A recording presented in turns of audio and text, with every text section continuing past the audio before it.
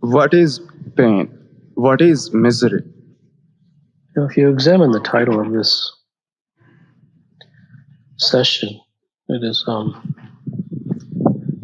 there questions truly worth asking? What I find is that there perhaps is a compulsion for people to ask questions just to ask questions. If you ask what is pain, what is misery, that I'm not sure the question goes anywhere. Humans have become so prescriptive that they seem to ask, well, what is an arm? What is a leg? Everyone's in search of a definition when they know perfectly well what it is. One must really take this to heart. Is there truly a question that is worth asking? What am I to do with this energy is my question. If I tell you to go do 12 jumping jacks, will you do it? I might. Okay, and then after you do the 12 jumping jacks, where will you be? Do you realize that nobody in this room is a real human? Everyone is simply a prescription chaser. I look in the people who have their hands raised, and it's the same people over and over again, and they ask the same empty questions, which essentially go nowhere. And so the take-home message from there isn't to ask a good question. It really is to examine oneself and say, what am I really asking? What am I really doing in my life? What is it that's actually worth anything? Why do I ask these empty questions? Ask how to do this and how to do that, and even if I get an answer as to how to do it, once I do the doing, does it get me anywhere? I don't think anyone's looking at themselves. And if you tell someone to look at themselves, they'll do it in a self-examination way. See, a human is never far from prescription. He's always going down one prescription or another, one self-help route or another. He's like sitting on the precipice, and there's 16,000 different prescription routes to go down. And whatever you say to him, he will turn that into a prescription route. No one is real. If you look at a politician isn't a real human. A politician should be shaken and smacked to see if an ouch can come out of him, because the ouch is real. It's spontaneous. Other than that, he has his perfectly combed hair and he has his well-formed speeches. But he isn't a real human. He's just a robot. And humans are all the same way. Humans are all politicians. No one is real. No one is examining anything. No one is doing anything that is beyond the bounds of self-help, self-improvement, and spirituality. And if I say to someone that one may wish to examine themselves, they will do so under the guise of self-examination. Watch my thoughts, because it's good for me, and I was told to do it, and it's self-help, and I'll get better. There's no real humans. If I take a blood sample from all of you, it'll be water. It won't be blood. There's nothing in your veins. No one is real. Everyone is simply a chaser. Everyone asks empty questions just to get on stage so they can ask a question. And it's curious and intellectual and spiritual. And they'll say yes and then get off stage and go back to their miserable little lives. No one is real. Now, becoming real isn't a compulsion. But if becoming real means something to somebody, then they actually might get a real glimpse of life. Otherwise, they're just an automaton, speaking empty words. How do you define pain? How do you define this? How do you define that? What's the best way to do this? What should I do here? Dose of pleasure, dose of pleasure, dose of pleasure. Just empty, empty, empty chases with cardboard cutout humans. And the irony is that the humans who are cardboard cutouts were not born as cardboard cutouts. They were born as real humans. Nature doesn't create cardboard cutouts. It's about a human being, if he wishes to do so, drawing blood and recognizing, does he have blood in his veins or is it water? Hey, Kapil, I have a question that hasn't left me for, I think about this every day and just every waking moment. And it's a genuine question. And I want to preface that because in the past I've asked questions and you've sounded a little bit mad at me. Well, you're going to ask an empty question. You always do. Your questions don't go anywhere. If you spend time reading my discourses and they've done something for you, so be it. But the questions that you ask are the same questions over and over again. They don't really go anywhere, and this one's not going to go anywhere either. You just waste your time. You ask questions like, how do you conquer the mind? How do you do that? How do you do this? And you may not say, how do you, but they're all empty. I don't have a how-to question.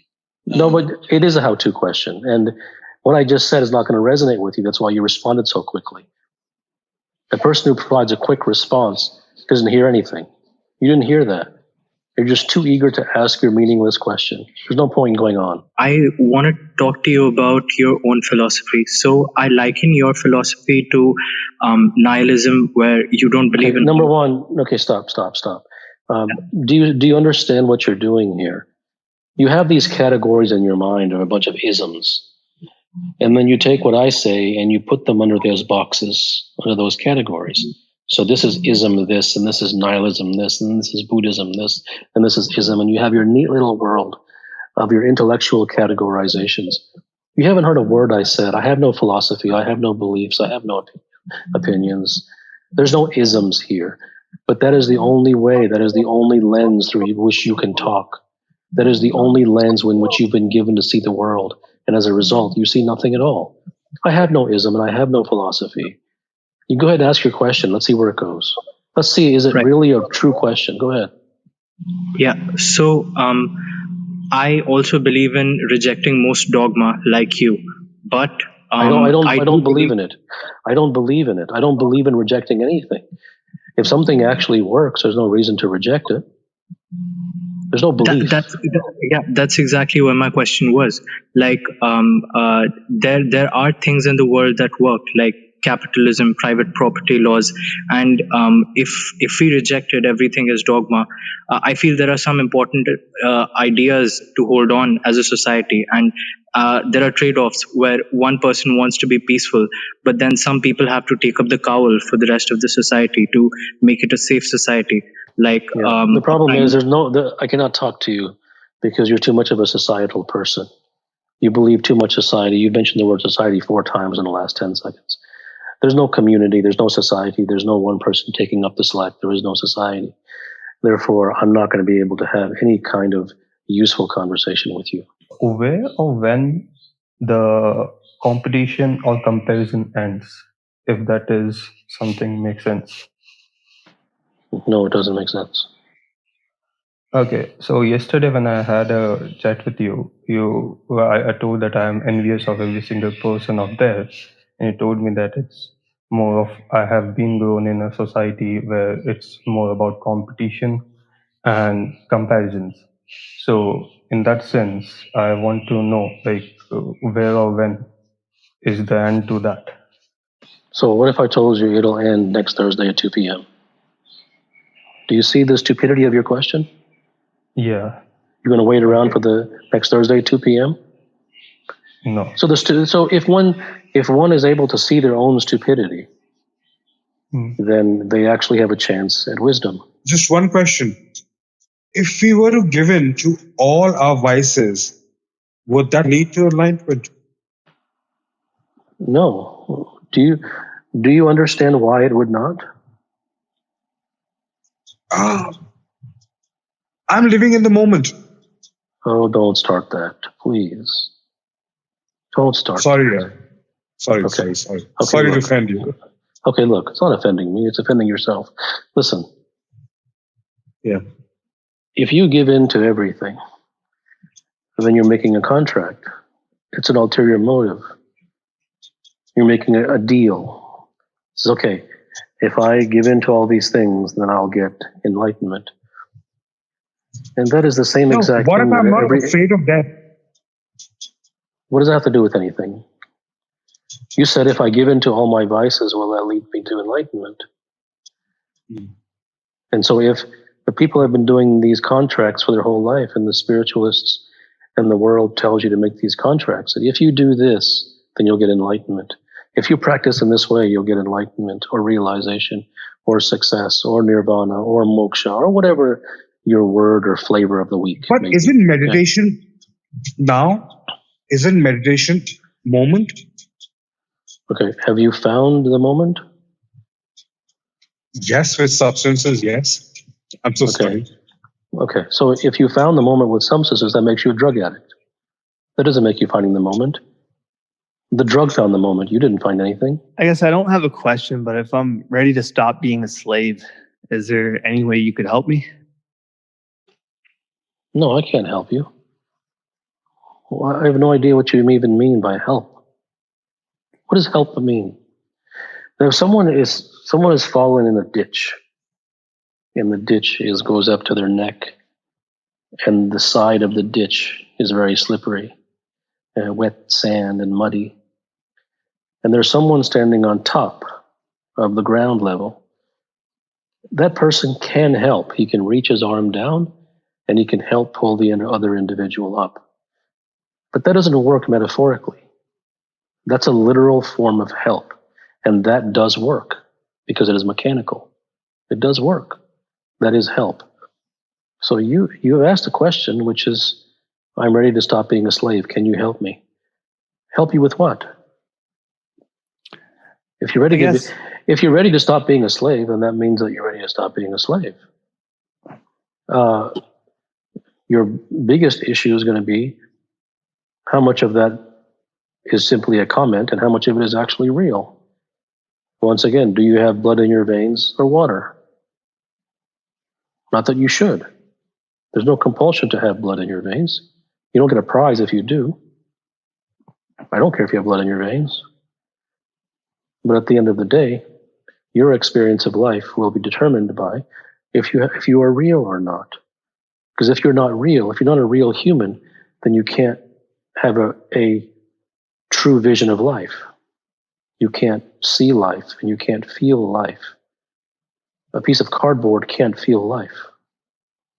It's not a good or a bad thing. The earlier person asked, you said you're not a real person. What do you mean? What is it to be a real person? Well, I think it's important to first get away from definitions. Because if I state a definition, then you're going to try to live up to it. And that's just more falseness.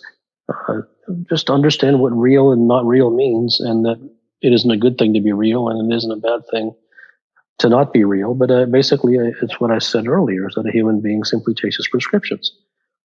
And he turns everything into concepts and ideas. So I should do this, or I should do that, or I should feel this way, or this is better for me, and this is correct, and that's bad, and this will make me a good person, and that's a bad person. This is healthy for me. This is proper. All of these things. Everyone's always going down one of these avenues. It's all they know. It's all that they've been conditioned to do. That isn't real because it wasn't created by you. It's all conceptual. Everyone lives a conceptual life, beholden like a slave to good and bad. Everyone tries to be a good person, and they're beholden to the slavery of being good. Therefore, they live under a guillotine their whole life. So if someone is actually real, they will examine what is real about their life and what it is not. And if they examine mechanically, according to mindfulness and spirituality, then they're going back to the silliness that got them there in the first place. So is there anything in one's life that's real? And don't answer that question because I don't want to hear it. That's a question between you and you. What could be a way so that person can master himself or herself and know about what are my inclinations or what are my conditioning so that you can be free of them? I think it is important to understand that there is nothing in your life that is not conditioning. Everything that you think that you know is false. Begin there, if you wish. Are you able to transfer enlightenment if it's something that you've personally experienced or received? It doesn't really matter. What if I was able to do it?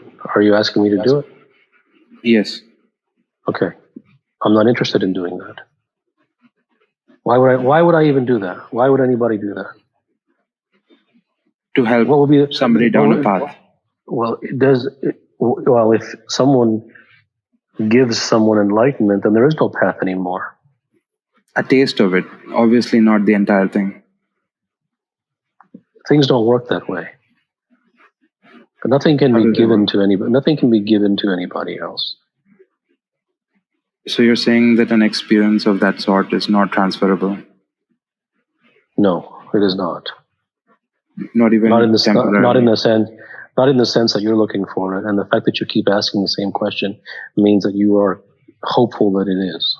My question is It'll take me about 30 seconds to ask, but I came on once, asked a mindless question as you previously described about 5 minutes ago. Got a typical abrupt answer which stung but was appropriate. Came back a week later, enjoyed the discussions and discourses up until then, asked another question equally mindless. But the question, your answer stuck with me, and I think that the whole purpose of this forum, it clicked. Since then, I understand that you don't have the answer. No book has the answer. There may not even be an answer, and I largely think social media doesn't have the answer. I'm done with it. I don't think of it that way. It's hard at times. Yet coming on here today, knowing that no one's going to give me any answer, including you, yet I still enjoy the discourse. I still enjoy the engagement and the conversation. Why is that? Even though I think I've learned the point. Well, I can't answer that question for you as to why that is for you. But I will say that discussions about truth are completely absent in this world. I will say that. You won't find that anywhere. Sorry, I just came in the last few seconds, and I was listening to you guys talking about that there's no questions being asked on. But I think even when we ask a question, is it really the question that we want to ask? Because sometimes that's actually a very good question. That's a very good question. Okay, and I will answer that for you. You don't have to talk anymore. You've already asked the question. You'll just ruin what you said if you go on. No, human beings don't really ask what they want to ask. Human beings ask questions according to what they've been taught to ask. And they ask questions according to what they've been taught to ask because they've been taught to live and view things in a certain way, which is through the lens of how-tos and prescriptions and dogmas and rituals and religious and spirituality and self-help and properness and correctness and incorrectness and goodness and badness and healthiness and unhealthiness. This is the entire way, and this is the entire lens through which the human being has become conditioned to live. Therefore, all of his questions naturally will arise from that fabric. And because that fabric is false, there is no healthy, there is no unhealthy, there is no good person, there is no bad person, there is no right, there is no wrong. Because all that entire fabric is false, then any question which arises from that fabric must necessarily and definitionally be false. Therefore, the only person who can truly ask a real question is a person who genuinely has some semblance of a reality within him, who has cultivated some degree of organic realness, some genuineness. Even if 95% of his body is plastic, perhaps 5% draws blood. And from that 5%, a genuine, true, sincere question may emerge. You rightly said that the real question can't be asked because most of our questions are based on our perceptions and the conditioning which we have been going through. But then what is the solution? How do we remove those layers of conditioning? Is there a way of removing those layers of conditioning so that it is not about the way of removing the conditioning. It is about recognizing the conditioning.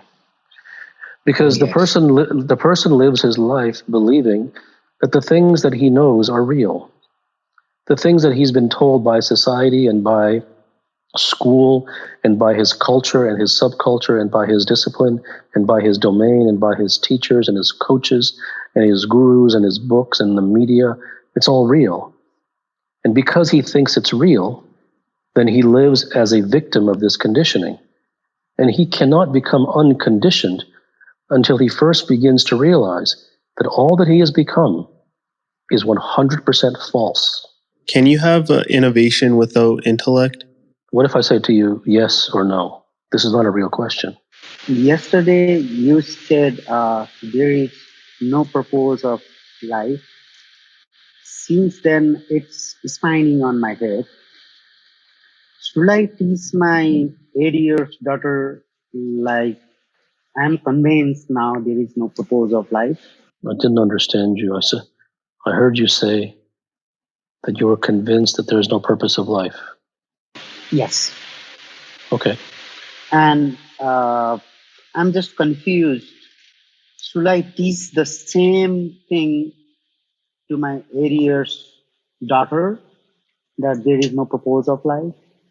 In order for one to hear something, there has to be a certain level of foundation. The people who come to this forum and they ask a question like a how-to, they're not ready to hear. Who are new to this, who are new to my work, and they come in, well, how do I find peace? They're not ready to hear that there is no how. Therefore, because they have no foundation. So if you tell someone that, if you tell someone something and they have no foundation for it, it will likely not be met with any kind of understanding. You were telling someone earlier who asked the question that what is real is not necessarily good, and what is not real is not necessarily bad, and that both are concepts that we make up in our minds. So my question is, if emotion is an intrinsic part of being human, then how do you deal with the realization that all of these things are concepts that we make up in our minds that are not necessarily real? Well, you already lost me. You already lost me. Because you bring your own platform, then you stand on the platform that you yourself brought. So you made a statement that if emotions are intrinsic to humans, and then you began asking questions based upon that concept. So they're not? It doesn't matter whether they are or not. The point is, you are convinced that they are. Therefore, you are not able to hear the truth. You're not ready for it because you're convinced of something. You're convinced in a concept already. So if I take away your platform, not only do the questions that follow that platform go away, but you have nowhere to stand now. You came standing on your own version of firm ground, which is that emotions are intrinsic to human beings. It doesn't matter whether they are or not. That isn't even what you were asking. You were convinced, you brought that with you. Then you ask questions based upon that assumption. Therefore, everything that you ask is irrelevant because it is based upon something that is an assumption. And whether that assumption is true or not is a completely different question. But you didn't come asking about the foundation. You came with your foundation in hand.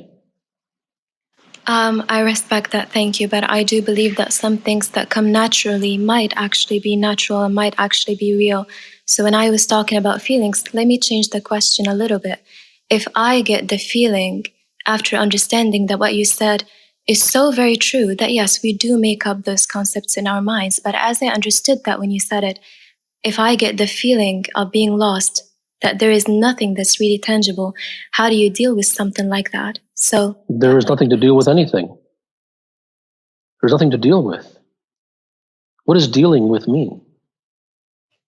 Living with it, tolerating it, not being and so upset that about it. right. So what is tolerating going to do for you? I suppose that it will make it easier to understand fine. something like that. Yeah, sorry. Well, no, I don't think tolerating will make it easier to understand. Tolerating simply makes it easier to live with something that you don't really want. I believe that, but of course you might have a different opinion, but I understand that accepting something and not being resistant to it is the first step to really understanding it. If you're constantly resisting an emotion or even an emotion that arises towards an idea, then you're not really given that idea. Your problem is that you have too many beliefs. You have too many beliefs. You're not ready for the truth. And you seem like a very intelligent person, but you're smitten and poisoned by belief systems. You come with a basket full of beliefs. As a result, your cup is not empty. You can't receive any truth. Thank you so much. I'm done asking questions, but I'm just going to say this one last thing, that I kept actually hearing that sentence in my mind all day, that my cup is too full. So I thank you for the opportunity and I appreciate everything you said. Thank you. I'll give the stage to someone else. Hi. You mentioned earlier that you kind of alluded to it, that the social fabric has conditioned us and that we need to kind of accept that our perception is false, or how we've been conditioned is false. Be very careful with your words.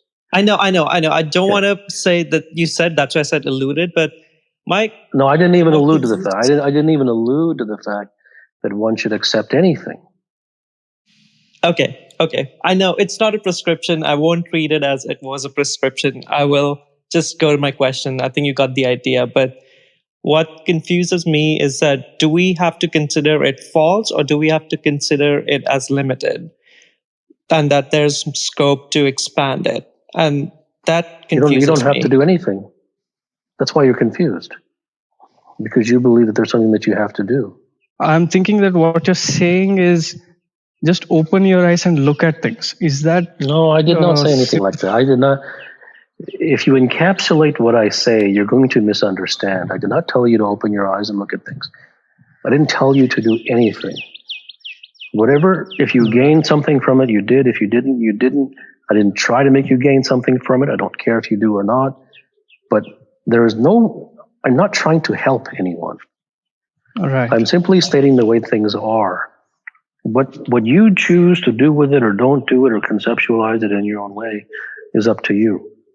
But there's nothing that I even remotely imply that one should do or not do or accept or look or this or that, and do nothing.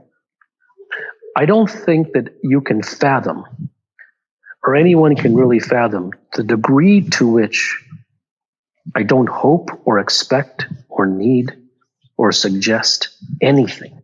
I just wanted to understand, like, while we do away with some sense of beliefs or prescriptions of whatever, like, we want to define it as, why does at times it feels peaceful, but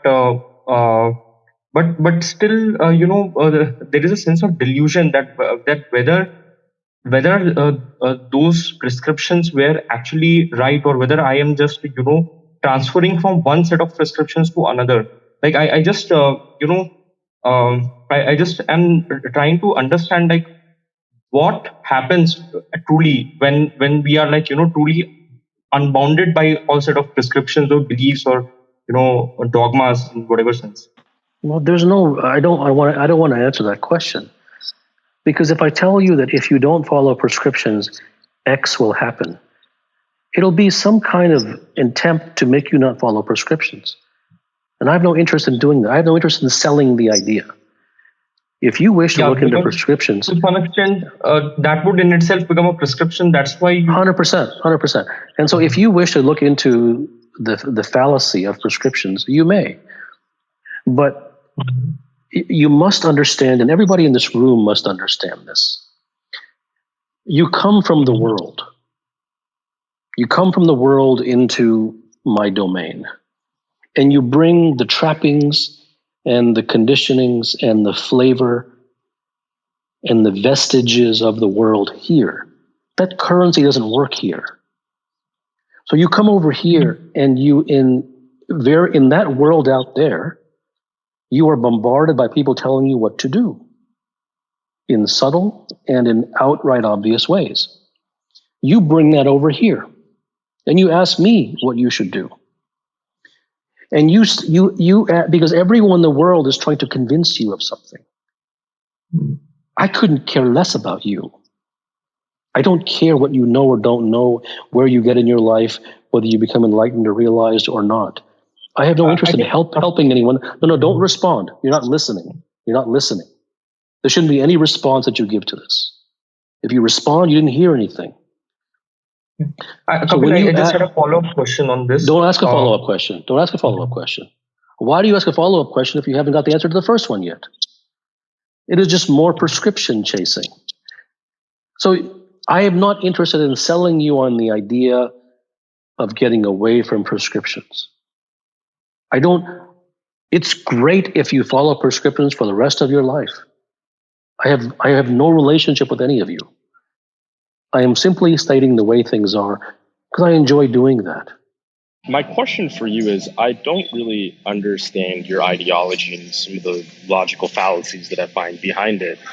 How would you recommend, if somebody doesn't care or listens to you on what you deem to be the truth, to simply keep their lights on, to be able to have 3 meals a day and to provide for themselves? I mean, I find that when you say that you're simply delivering the truth as the way it is and it's not a prescription for anybody, well, that's a great fallacy for you to be able to always lie on that. But Well, in a way, I honestly, I think that your greatest problem is that you're here at all. I'm not a person who's for you. I don't have anything to convince you of. The fact that you're even wasting your time listening to me, you should leave before my words are finished. This is not for you. I understand that there is truth, and there are many truths depending on what you seek.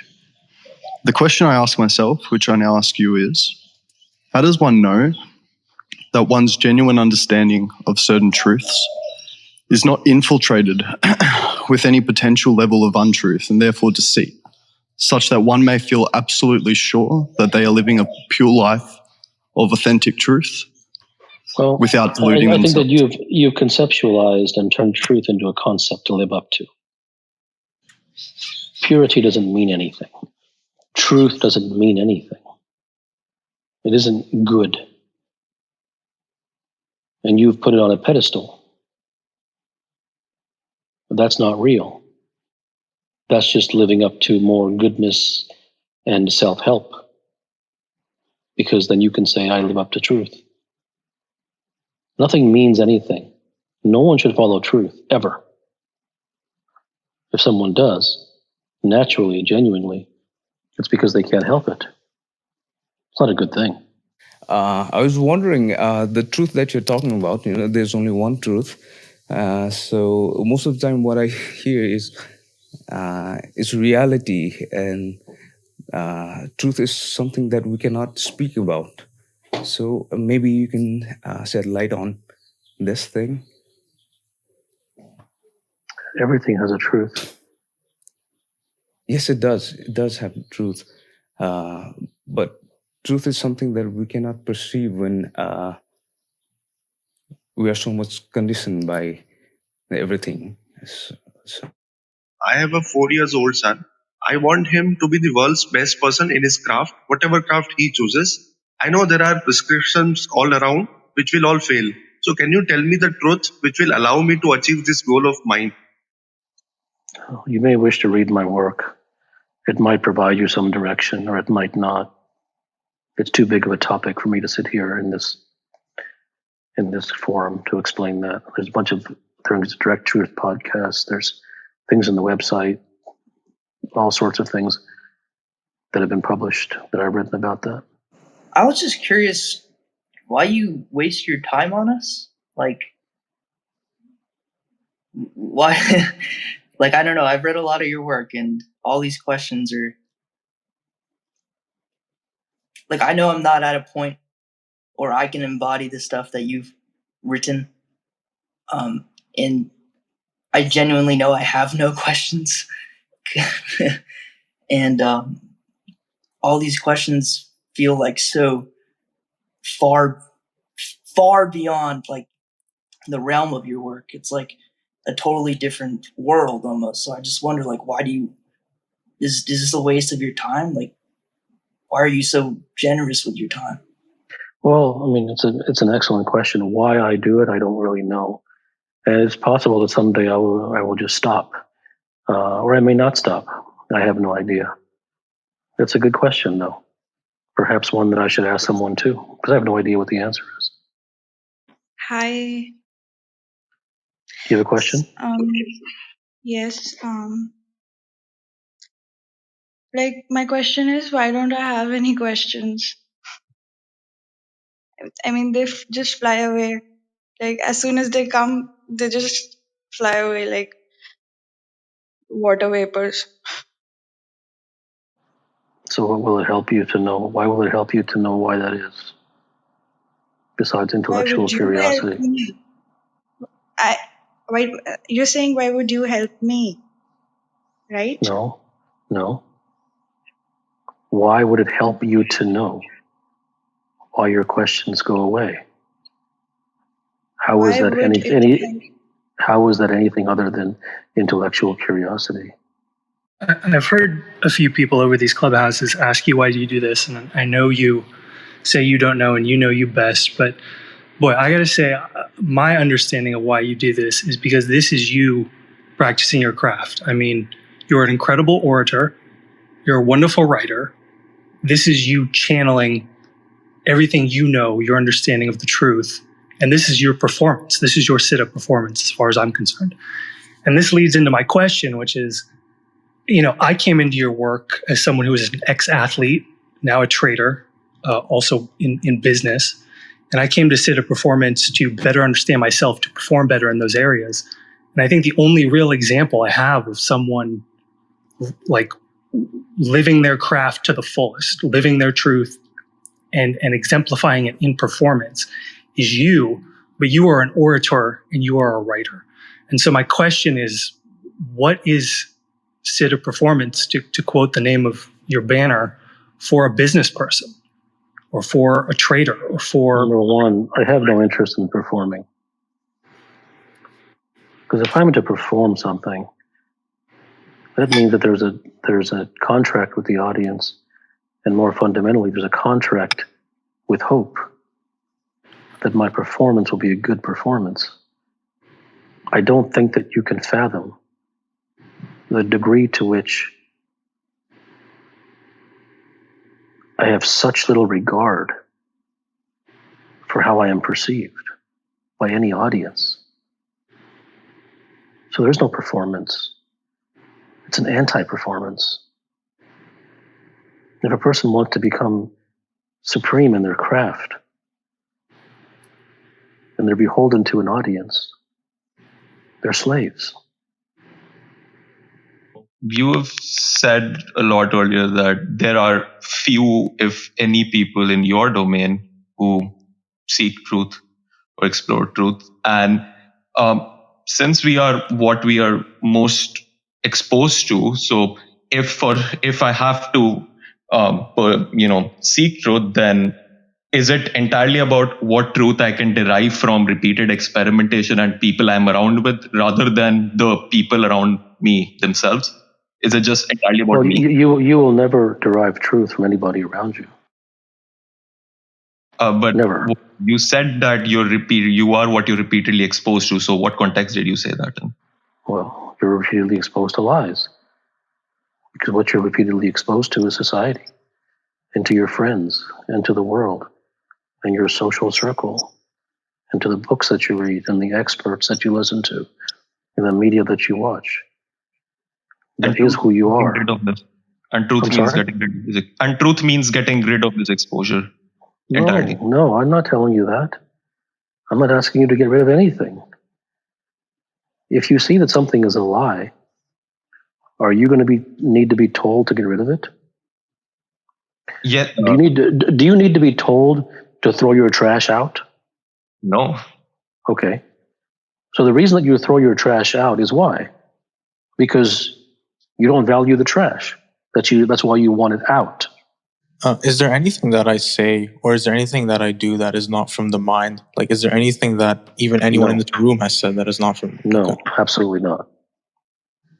Woefully no. Does truth seeking only happen in solitude? No, it can happen anywhere. Depends upon the individual. You talk much about looking at our problems directly and getting to the root cause of a problem. When you practiced medicine, did you also apply this concept to your work? And also, did you find that other doctors also did this or did not do it? Well, firstly, it isn't a concept. The root of the problem is where the problem can be cured. And human beings are not taught to do that. Human beings are not conditioned that way. They're conditioned to seek prescriptions and treatments, not cures. My question is, to what I have understood, there is no single point of truth, and truth is subjective to the person and to what he or she experiences around his surroundings and the environment. Is it what I am getting from your telling in this community? No, truth is not subjective. Truth, everything has a truth. And the subjectivity is opinion and belief. And truth is the enemy of opinion and belief. My question is related to the topic that came just before this. So, truth does have two sides to it, right? I mean, two sides of the story. So, how do you decide which one to pick? I don't even know where to begin. It is such a misguided question. I don't even know where to begin, so I won't. The place from where we ask a question, that is intellect. Is it capable to know the truth? No, it is not. Then why questions? Because you've been conditioned to use only your intellect. Got it. Thank you. Good question. Namaste, Kapilji. Namaste. I wanted to know that when I started getting aware of myself and aware of my conditioning, and I got closer to myself, and slowly I started to shed my conditioning, and I know there is a long way to go for that. But sometimes when I'm in presence, I feel intense emotions, and sometimes I tremble, I cry, and I know this is I feel like maybe this is a process releasing my emotions and energies process. What do you think it is? I'm just curious about it. It doesn't matter what it is. If you turn it into something, you'll intellectualize it. Understand this. Yeah. You're not getting better. Yeah. So we just feel into it in the present and just let it happen. I didn't say anything about letting anything happen. Do you see how quickly you responded after I spoke? Yes. You didn't hear my response. Unless a human being hears the response that they're looking for, they just react with another question. I don't waste words. Yeah. So if I say something, it doesn't mean that you should listen. But if I bother to say it, there is something there. But if you wish to, you may look into it. But nothing that I say is to invite more questions. Namaste, Kapil. My question is truth beyond reasoning? Yes. Just a question follow-up. So these methods the Buddha or the Hindus teach, they say there is a path to which it's nonsense. It is utter nonsense. And just let me complete my question, please. No. I don't need to let you complete. Hang on. It is utter nonsense. Okay. But do not listen to anything that I just said. That must be experienced for yourself. Yeah, that's what beyond reasoning means, you are saying. How does one recondition themselves to seek truth? Well, you don't recondition yourself to seek truth. If one wishes, they can understand that all that they know are lies. Thank you. My question is about hope. Is hope essentially a form of optimism that's just like not truth? And is that why I'm finding hope to be a dead end? Hope is a complete dead end. Hope is very destructive. It's destructive. Right. Is there any other insights? I find myself sort of coming to an intellectualized understanding of that and drifting away from right there might take you 30 years. So you don't need anything else right now. I've been a little curious for some days that I just wanted to know that is believing in afterlife or maybe a second birth or any theology is... Have you figured out this life? I mean, I'm just trying...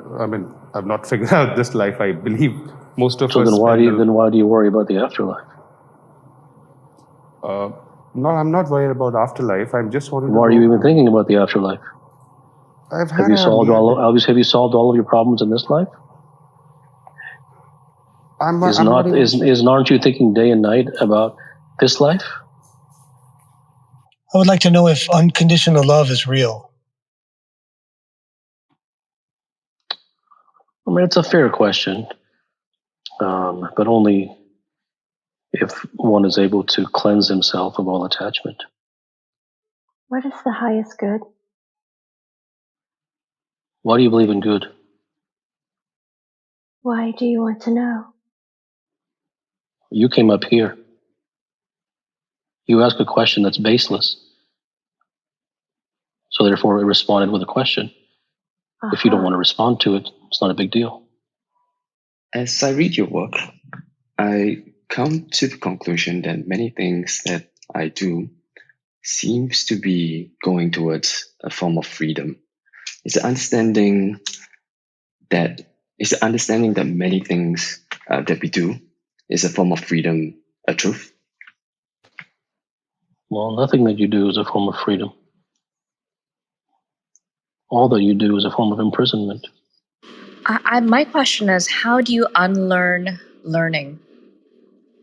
It's a conceptual question. Ask what you really wish to ask. I guess if I were to elaborate further, how do you learn while learning to unlearn at the same time? Because as you learn, you tend to form beliefs, and those beliefs may or may not be right. And so how do you do both at the same time? I think a person has to be willing to sever themselves from all of their beliefs, but that can only happen if they seek truth. Right, but as you mentioned, there are many truths and yet no truths at the same time. So how does one go through that process? No, there are not no truths. There are not no truths. There are not many truths and then no truths at the same time. There are many truths. My question is arrival at the truth or is it just a constant discovery process that never really ends until we take our last breath? Or is it just my mind again getting sucked into these journeys and not arriving at the destination? Right. That's exactly right. Yeah. That's very wise of you to understand that you asked the question and you found your own answer. You're exactly correct. That's just more the conditioning of the journey and not the destination stuff. My question is regarding discovering the path which drives me to do. In the path, when I was exposed to your discourse or solo podcast, I listened to it hundreds of times. So it drives me to go into that and listen to it. But the same thing, but to come to this location, it took a lot of my years. I don't know why I could not get your podcast before itself. But my question is, does it take a lot of time even to discover the craft which drives me to do? And is it trying everything and failing in it and finding the one which drives me is the way?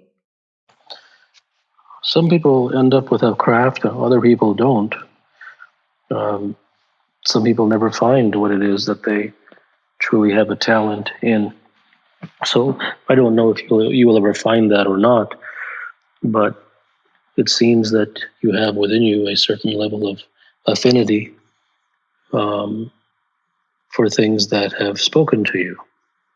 And whether you call that a craft or not, whatever the things are that most speak to you, those are the things where your heart is. Therefore, those are the things that are most real. Once one becomes truth realized, would it be wise to go out and gain knowledge, or is that detrimental? Have you realized the truth? I'm not saying me, but just in general. Who cares? I'm looking for guidance. if that's helpful or possible. But you're asking about what should you do once you reach somewhere in the future? If you haven't even reached there, why are you asking what to do next? I think it's more of planning for the future, which, yes, I am putting the cart before the horse, but I'm trying to plan out my life, and this question is something that comes up a lot. And this is not, you're not driving to the grocery store here.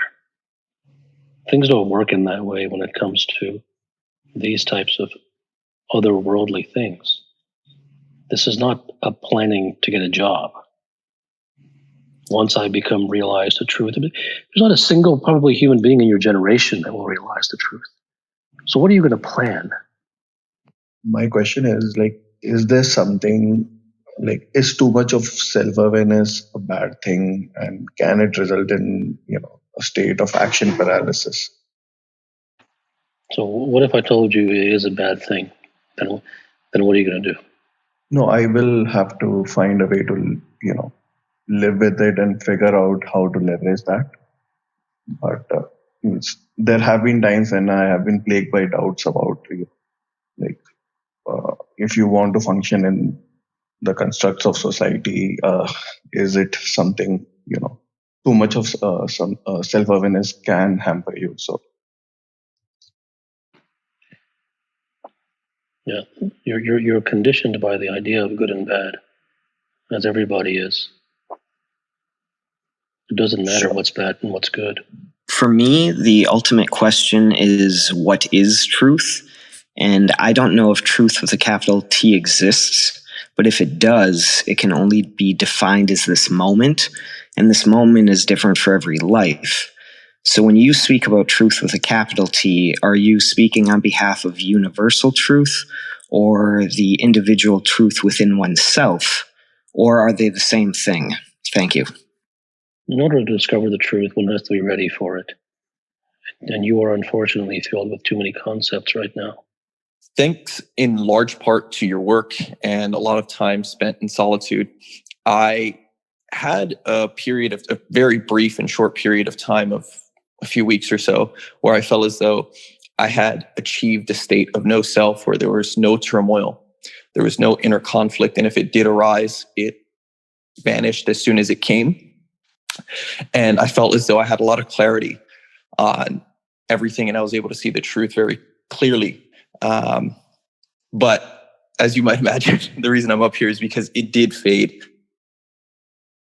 And although I understand the futility of trying to chase it, my question is, what causes it to come and go like this? And is this something that's normal?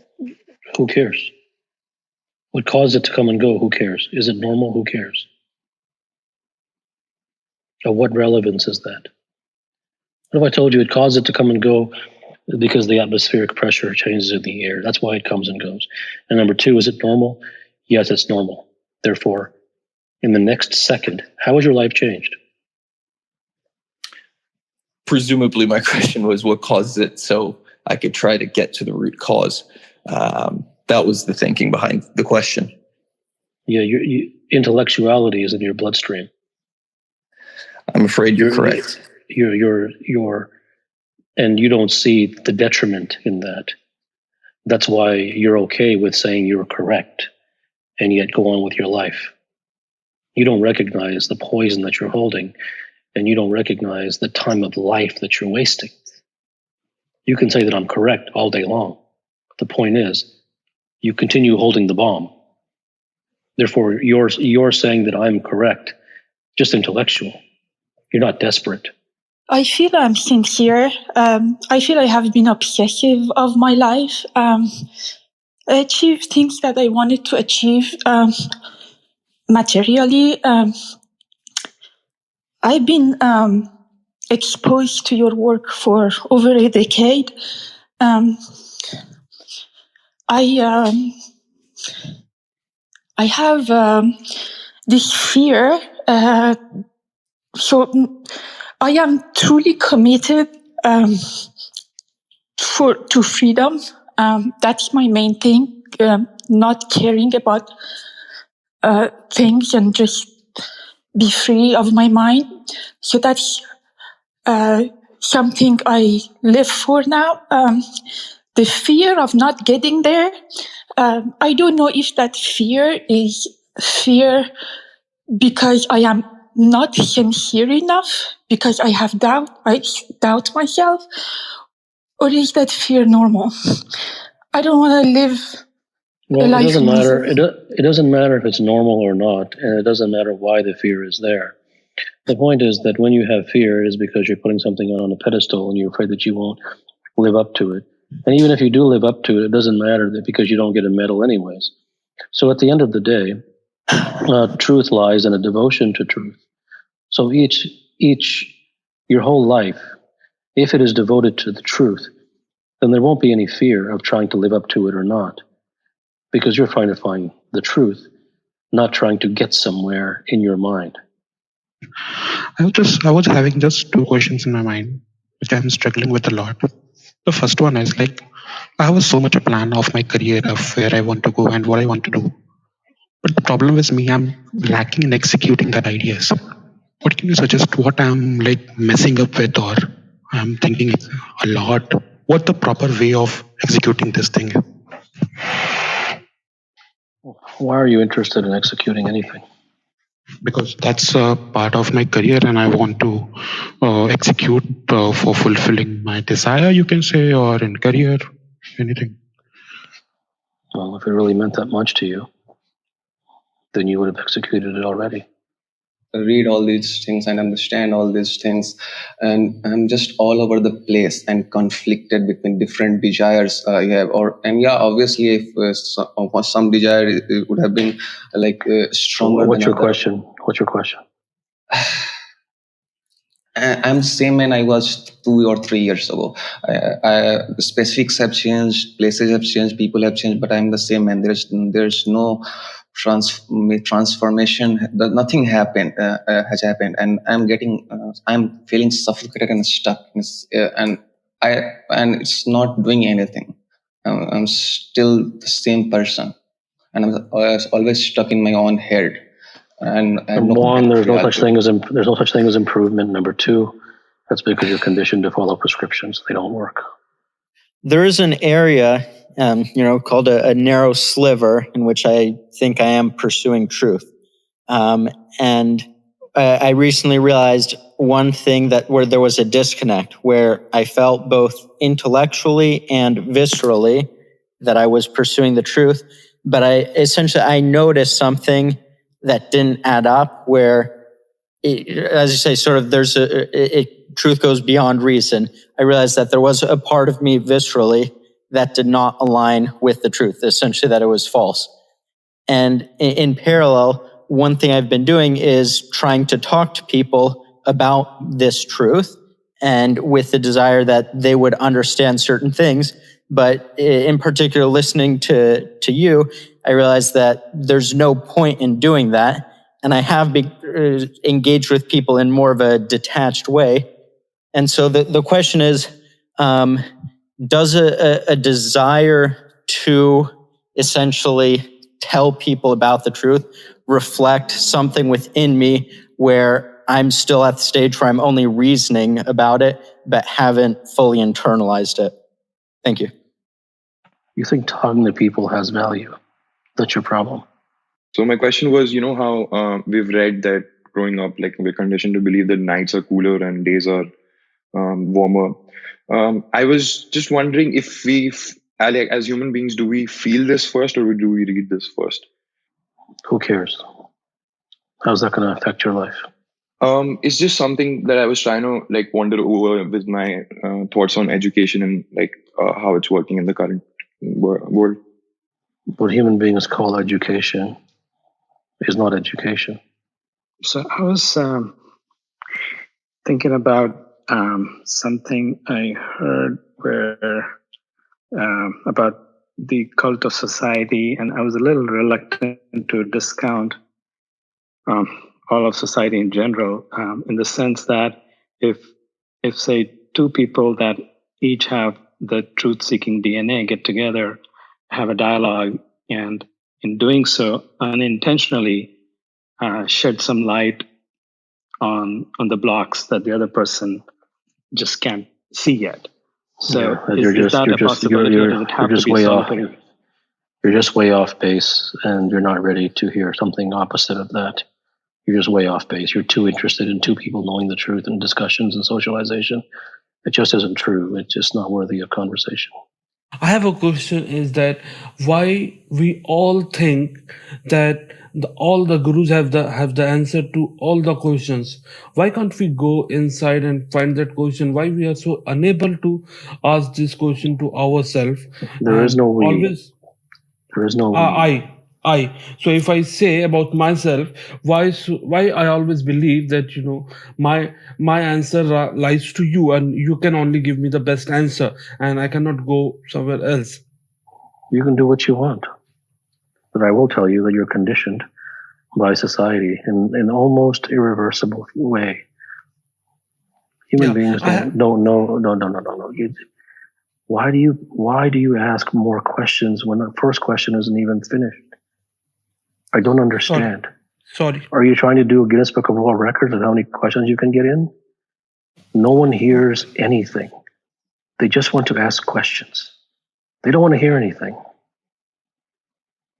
You seem very calm, and especially how you handle the other people, how you handle questions. How do you reach to that stage of self-assurance and confidence? Thank you. I don't try to be a certain way. Whatever shows up, shows up. There is an intense devotion to truth. There isn't any attempt to perform. And that isn't a good thing, that I'm not trying to perform. Don't copy that. That isn't a good thing.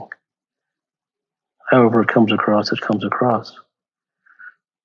I didn't try to be self-assured. I didn't try to be confident. My question was, do you believe one should fear death? I don't believe anything. My question is, when does the fear end? Next Thursday at 5 p.m. How do we know that the reality that we're living in right now is the real one? You're not. You're living in your head. Your entire life is a lie. If someone was... No, let me rephrase this. Sorry. If one was left to his own devices, completely and utterly by himself, would the mind still create a self? Doesn't matter. It's theoretical. It's not your reality. So what's the difference? My question was, is it possible for us to live without intellectualizing? What if I told you it wasn't possible? Would you give up? If it wasn't possible, I might give up. Right.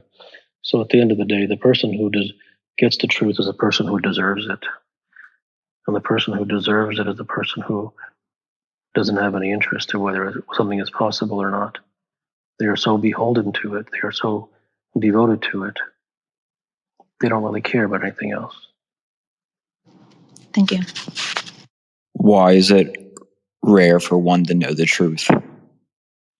Why is it rare?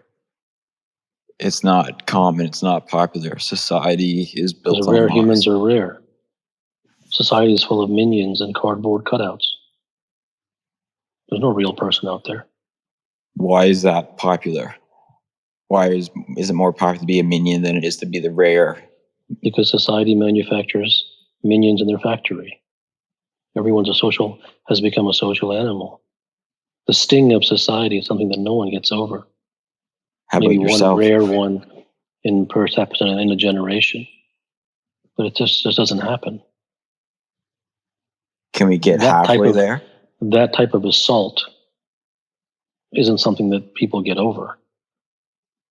Now, if that's possible for you, it might be. I don't know. So you said this life is a lie. Then why are you answering their questions? Are you really satisfied with your question? No, I Can just you really, wanted to can ask. you really, can you really look in your question and take some level of genuineness from it?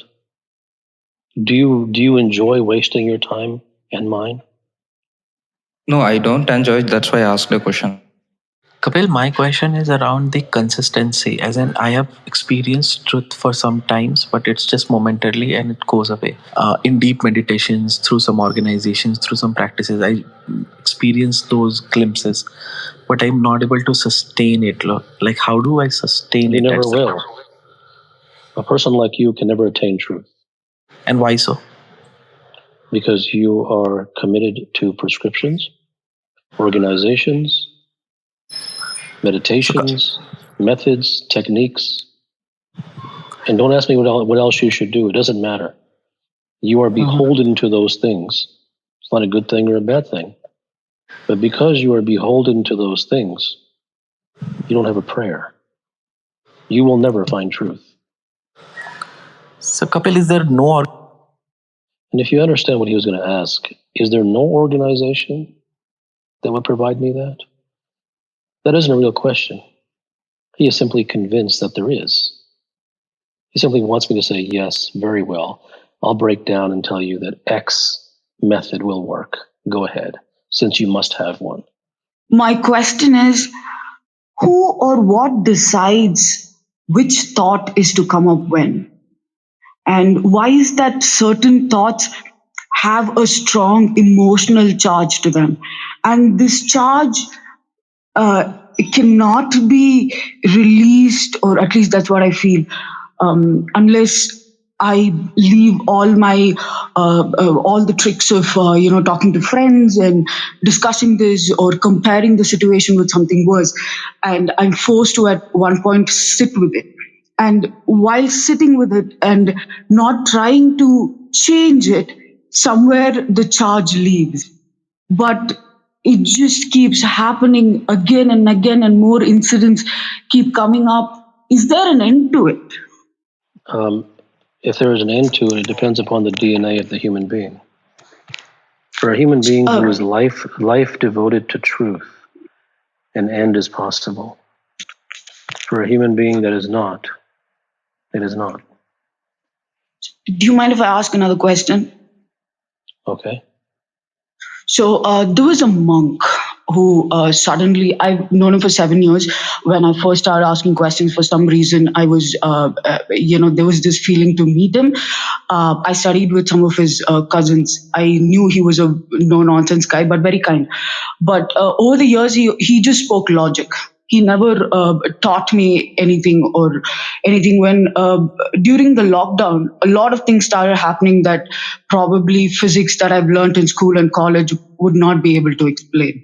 And at one point, he gave me certain things to probably, or I think him being there kind of made things easy at one point. And I think when these things were coming up, a lot of it, I have a feeling just I was able to get rid of because he was there around, and I wasn't even meeting him every day, or I didn't even meet him during that period. I would just talk to him over the phone, and suddenly he didn't tell me. He just disappeared, and I was just left by myself. And when I talk about weird experiences, I'm talking about experiences. If I told somebody, what's your they question? would call me What's your crazy. question? Why did you just like leave me? Then did it mean that does it mean that maybe I should drop this pursuit, or I'm in a place where I can't go back? There is no going back. Well, if you're devoted to truth, then you will tend to find your way. Okay. What came first, action or contemplation? What does it matter? Because it might possibly be the answer to consciousness. What does consciousness mean? The ladder to truth? I don't know. You don't know is the only worthwhile thing that you've said. Everything else is just babbling idiocy from the spiritual world. What drives someone to seek the truth, as you say? And is it driven by fear, which make someone to seek truth, or is it something else? It can be driven by anything. I don't really know what drives a given human being. Everyone might have their own particular drive for it. The only thing that really matters is whether it's there or not. So my question is that, after exposing myself to your work over the last couple of years, I've been able to disregard certain thoughts and urges of the mind, specifically, when it comes to, let's say, overeating or, reaching out to my phone to look at social media. And it's happened in a very organic way. It's not been forced. Like, I've just recognized that, okay, these are the patterns of my mind, and disregarding them has actually brought me, like, quote unquote positive results, in the sense that I'm eating, healthy, not emotional eating, or I'm not spending any time on social media. So, disregarding those urges and thoughts has become sort of easy. And I'm trying to, use the same sort of thing with disregarding, fearful or anxious thoughts when I have them. But I haven't been as successful in terms of loosening the hold of certain anxious thoughts over me. So I was wondering if... No, you will not be able to. You're asking for a prescription, how to get away from anxiety. You should know better than that by now. So I just wanted to ask you a question about desire. Previously, in many other talks, you talk about how having sincere desire is key to reaching the truth. And my own personal experience, what I've experienced is that a lot of times when I really, really want something, I sometimes fool myself into thinking that I've gotten it.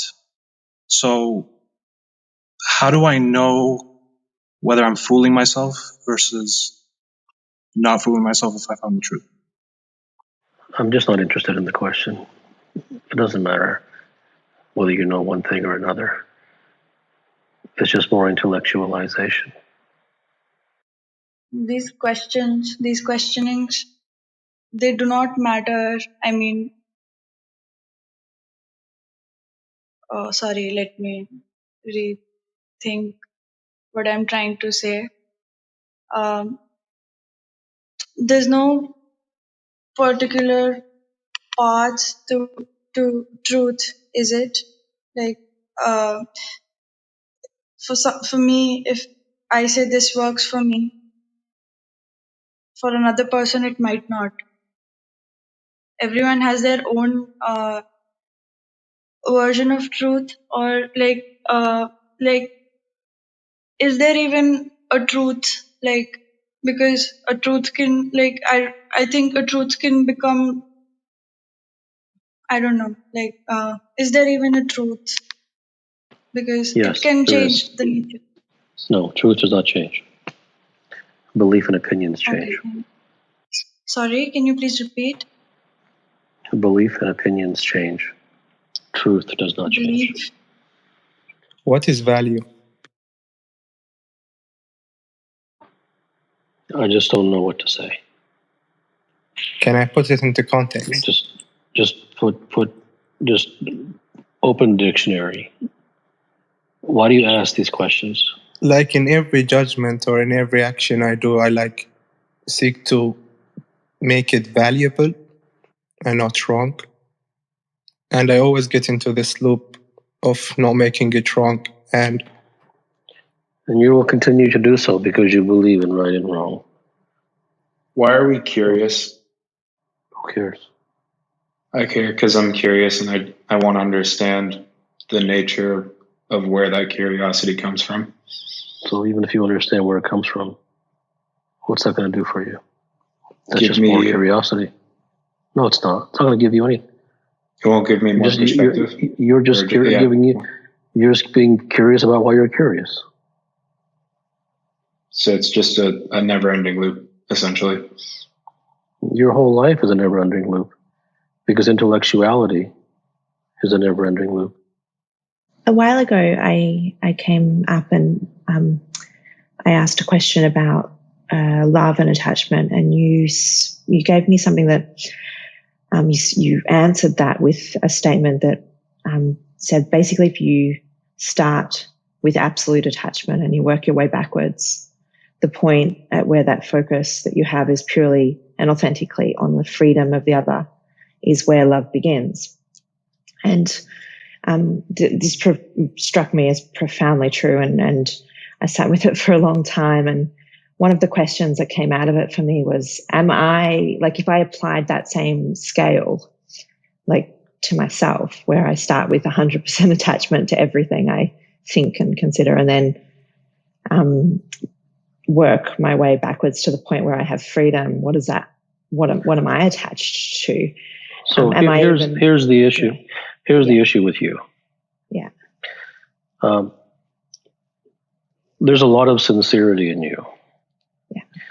But you hold the truth at arm's length. You hold your desire for the truth at arm's length because you are very smitten by intellectualness. You believe in science, and you believe in modern speakers and intellectuals and books. And because you believe in all those things, they poison and interfere the sincerity within you that could otherwise move towards truth. You are not all in, but you have the potential to be so. And actually, the greatest tragedy is not for one who never had the potential to be so, but it is actually for the one who did have the potential, but the world got in their way because they allowed the world to get in their way. Yeah, it's true. If you don't go all in, one day you will meet with a very, very difficult time in your life. At this time, at this moment, why are you with us right now?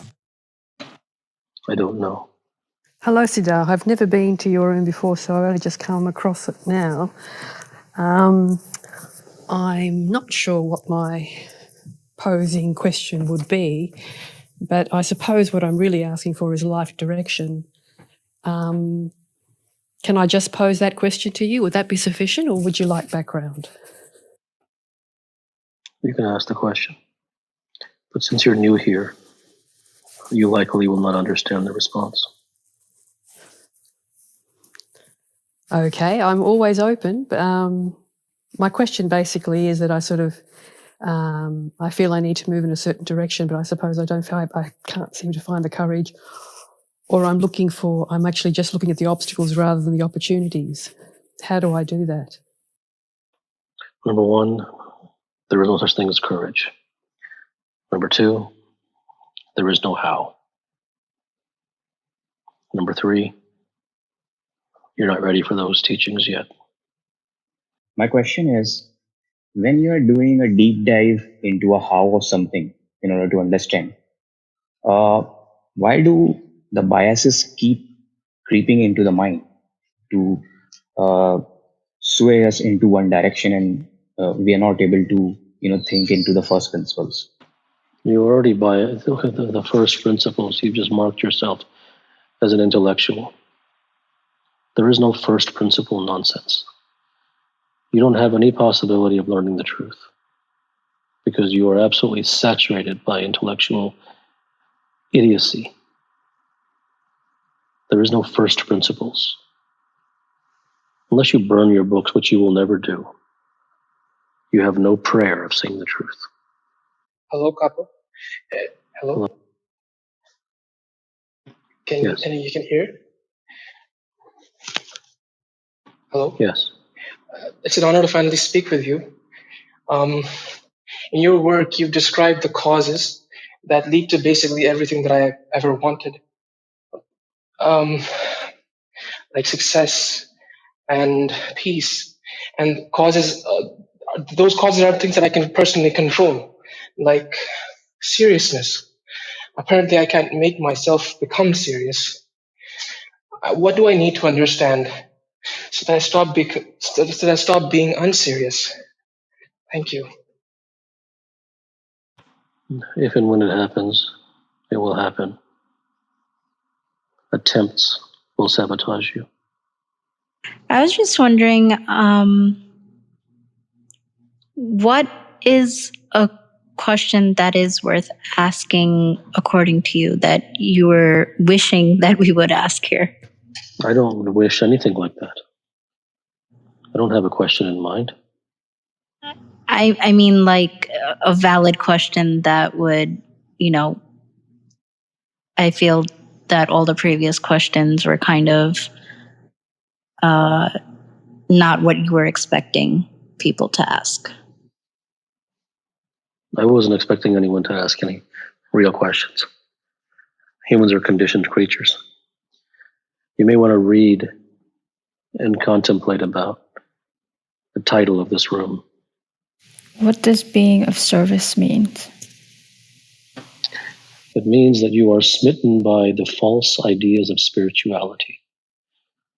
And that will be the greatest barrier between you and truth. And you will not understand this at this time. What, according to you, is the ultimate truth? There are many ultimate truths. But really, the only effective thing is a given human being devoted to it or not? And it must be made imperatively clear that he or she should not be devoted to it. There is no compulsion. How would one deal with this inner struggle if one seeks a lot of silence and solitude, but is not getting that because of work and other commitments? One does not need silence and solitude. There only needs to be a devotion to the truth, if that is in one's DNA. My question is relating to questions that are inward versus outwards. Do you think that any questions that is outward comes as a hindrance to understanding that? For you, the inward and the outward are the same. What has been outside you has just seeped inward. So what's inside you is just a conditioning of society that's outside of you. It's all the same. As a human being, is there anything in our hands, or every action just comes from our mind? Or the practical reality is that everything that you do in your life is from your mind. But that which a human being is genuinely devoted to, that can be more significant than the mind. So just let me say this for like 1 second, like 1 minute. I really don't know where to begin with this. I just wanted to genuinely, sincerely thank you for everything you've done. Just on whatever it is that you do, and all the work that you've published, all the clubhouses. I don't know what caused you to be on my way, but having found your work at such a young age, I think has just sparked something within me that has always been there, but I never knew how to access it. But having been exposed to your work and realizing some deep truths about life has tremendously affected me in a way that I can't thank you enough. I just wanted to say thank you, genuinely. Like no matter what word I use, it's just incredible. I can't really believe that there is, I found you on this internet through whatever it was that I really don't know the first time I was exposed to your work, but ever since then, having read and bought all your books and having, doing all of that is just, I don't know. Thank you. Thank you. It is said that duality does not exist when true knowledge arises, when someone attains the ultimate truth. So, wouldn't that imply that when that happens, the person itself ceases to exist? Who cares when that happens, if that's even true? You're talking about something that's light years away from you. You're just intellectual curiosity. It's just chit-chat. My question to you is, how do I go through the workings of the day, everyday work, and not feel good or bad about it? Just go It's through. not going to happen. There's no bad or good. There is no how. You're not ready to ask questions yet. My question is actually, is the life is predefined or it happens based on the actions what we do? Do you have an answer for this? You may want to look at your everyday life and focus upon what you're actually devoted to. That will take you to a much more effective place. Our cognitive abilities are reliable, do you think? I mean, we don't know how our mind works or our brain works, so can we really know what the truth is? Not through that vehicle. I know that I'm a slave of my mind, and there is no way out of it. Is there any hope? If one is devoted to the truth, then there's a possibility, yeah. How can I continue to search for the truth if I am surrounded by a society immersed in the material world? It doesn't matter what society does. It's about what's the level of one's internal devotion. Kapil, I wanted to understand this DNA thing a little bit, like you keep mentioning. DNA is larger than genetic DNA. DNA is how one is wired, one's sensibilities. So is it predetermined? Yes. I've been trying to ask myself what I really want. In the past, I've asked this question, and if I get some answers and pursued them, it just turned out that I wanted something more after I attained them, and it just feels like I'm chasing something one after the other. Is that because I'm not asking this question with the right level of sincerity, or is that... Yeah, so how do I go about this? You're asking it mechanically, not sincerely. Is truth some kind of pleasure chase? If it was, do you think that I'd be devoted to it? I think it has become a chase after exposing to your work. Before that, it was only pleasure chasing. It feels liberating if we'll know it. Yes, some people do turn it into a pleasure chase, and if you have, it won't get you anywhere. But yes, okay. Some people. Good night.